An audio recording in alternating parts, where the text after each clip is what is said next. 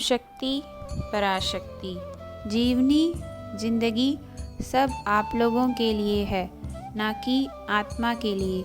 आत्मा के लिए खुशी या दुख मायने नहीं रखता। वह भोजन नहीं करता, उसके गहने नहीं होते, केश विन्यास नहीं होते, इच्छा स्नेह नहीं होता।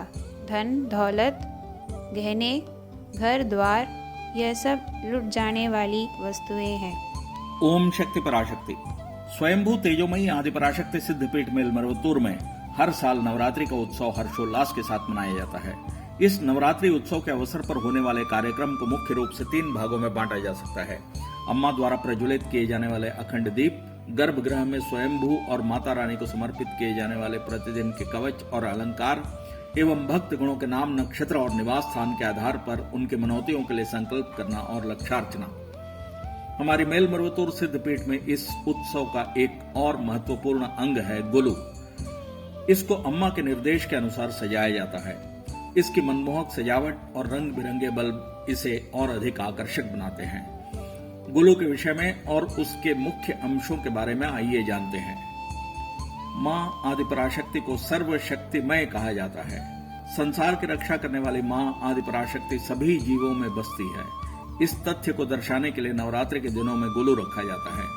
नवरात्रि के दिनों में घरों में गुलू रखकर व्रत रहकर माता की उपासना करें तो कहा जाता है कि सकल सौभाग्य की प्राप्ति होती है। गुलू का अर्थ विभिन्न सीढ़ियों में विभिन्न मिट्टी की बनी आकृतियों एवं कलाकृतियों को रखना है। पंचभूत तत्वों में से एक मिट्टी के द्वारा बनाई गई आकृतियों के शक्ति के अंश के रूप में देखते हुए नवरात्रि के दिन में उपासना करने पर माता की कृपा प्राप्त होती है। नवरात्रि की गुलू कैसे रखते हैं और किन किन सीढ़ियों पर क्या रखा जाता है, आइए देखते हैं। गुलू की सीढ़ियां विषम संख्या में रखी जाती है, जैसे 3, 5, 7, 9 इत्यादि। विघ्न विनायक गणेश जी को प्रथम स्थापित करने के बाद ही शेष सभी आकृतियां रखी जाती हैं। संसार में जीव कैसे प्रकट हुए और मनुष्य का जीवन चक्र कैसे उन्नत होता गया, इसे ये सीढ़ियां दर्शाती है। गुलू में हम निम्न क्रम से शुरू करें तो पहली सीढ़ी में एक चेतन वाली वस्तुओं को दर्शाते हुए जैसे घास, फूस, पौधे, बेल एवं फल जैसे खिलौने रखे जाते हैं। मनुष्य को प्रकृति के सामंजस्य में जीना है, इसके माध्यम से दर्शाया गया है। दूसरी सीढ़ी में 2 चेतन के प्राणी घोंगा, शंख जैसे रेंगने वाले रखे जाते हैं। यह शुभ होता है और इसका प्रतीक है कि हमें किसी भी कार्य को आराम से करते हुए ऊंचाइयों को छूना है।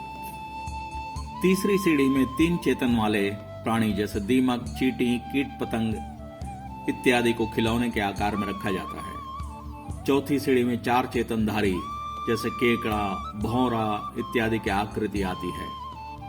5वीं सीढ़ी में 5 चेतना का प्रतिनिधित्व करते हुए पशु पक्षी की आकृतियां दर्शाई जाती है। 6वीं सीढ़ी में चिंतन करने और हंसने की शक्ति रखने वाले 6 चेतन वाले मानवीय आकृतियों को रखा जाता है। मनुष्य की दिनचर्या में आने वाले व्यापारिक संस्थान, दुकान की आकृति एवं नृत्यांगना की आकृति इत्यादि रखी जाती है। 7वीं सीढ़ी में मुनिवर, सिद्ध पुरुष और महान आत्माओं की मूर्तियों को रखते हैं। इससे स्पष्ट होता है कि मानवीय स्तर से दैवीय स्तर पर पहुंचने के लिए भक्ति आवश्यक है। विवेकानंद, रामकृष्ण परमहंस, राघवेंद्र, वल्ललार, रमण महर्षि ऐसों की प्रतिमाएं रखी जाती है। 8वें पायदान पर देवता, नवग्रह, नायक और ईश्वरीय अवतार को दर्शाया जाता है। अष्टलक्ष्मी की प्रतिमाएं रखी जाती है।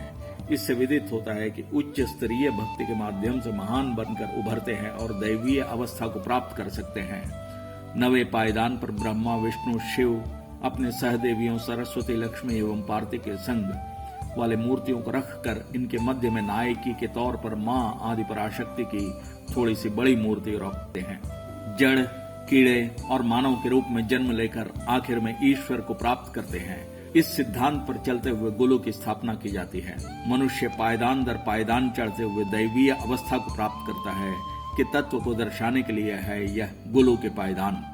माता द्वारा बोले गए दिव्य वाणी के अनुभूति के साथ सुनकर, पढ़कर, समझकर माता द्वारा दर्शाए गए सन्मार्ग पर चलते हुए जिएं तो हम सब सीढ़ियों से बढ़ते हुए जीवन में सफल हो जा सकते हैं।